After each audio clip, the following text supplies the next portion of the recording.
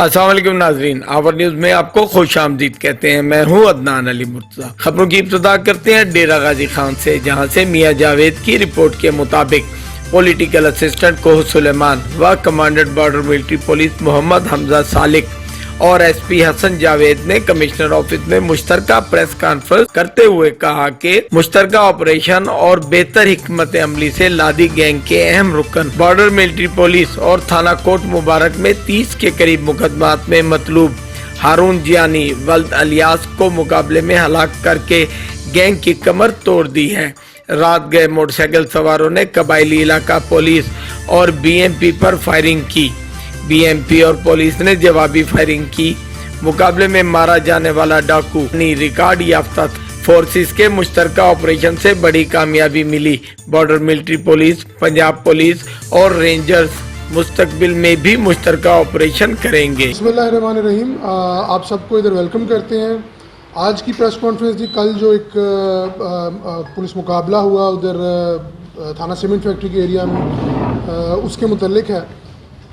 24 और 25 मार्च की दरमियानी रात एक इतला पर कि ये गैंग के कुछ मेंबरान उस एरिया को क्रॉस करने की कोशिश कर सकते हैं। जिंदा पीर से वापसी पे थलांग का एरिया है थाना सीमेंट फैक्ट्री का, जो कि आपके जो है हमारा 0 पॉइंट है, इससे कुछ ऊपर है।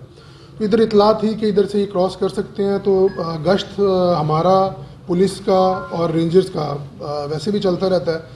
तो हम जो है ना इधर गए उस इतला पर, और उधर पुलिस थी हमारे साथ, बीएमपी पुलिस बलोच लेवीज थी और रेंजर्स भी गश्त कर रही थी, लेकिन वो हमारे से कुछ पीछे थे। तो उधर कुछ मोटरसाइकिल जो है ना आते दिखाई दिए। 4 से 5 आपको कवर था? जी, रेंजर्स का बिल्कुल कवर था, वो हमारे सपोर्ट पे थे। 4 से 5 मोटरसाइकिल आते दिखाई दिए वहाँ कुछ देर बाद। उनको जब रुकने का इशारा किया गया तो उन्होंने कुछ फासले से ही जो है ना मोटरसाइकिल से उतर कर फायरिंग शुरू कर दी अंधाधुंध बीएमपी पर, पुलिस पे। उसमें हमारा एक लड़के को बुलेट प्रूफ जैकेट पर गोली भी लगी है। तो जवाबी फायरिंग जो है ना बीएमपी और पुलिस के मुलाजमीन ने की। तकरीबन ये फायरिंग 20 से 25 मिनट चलती रही।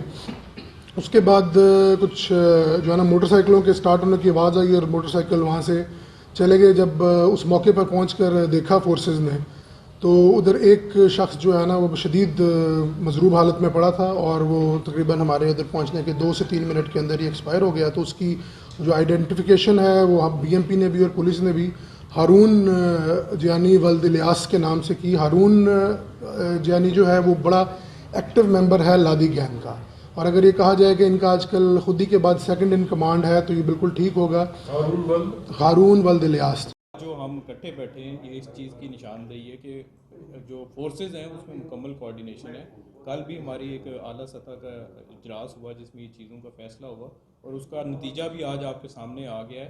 बीएमपी, पुलिस, रेंजर सब एक ही पेज पे हैं और हमारी पहले भी वहाँ पे जॉइंट पेट्रोलिंग भी चलती रहती है। जो सीमेंट फैक्ट्री रोड है उसको हमने मुकम्मल तौर पे सिक्योर की है, जिसकी वजह से ये थाना सदर की हद में वो वकूआ हुआ, अनफॉर्चुनेट वकूआ हुआ, और उस पर सब बहुत सीरियस हैं। उस पर फौरी तौर पे मीटिंग हुई, चीज़ें डिसाइड हुई।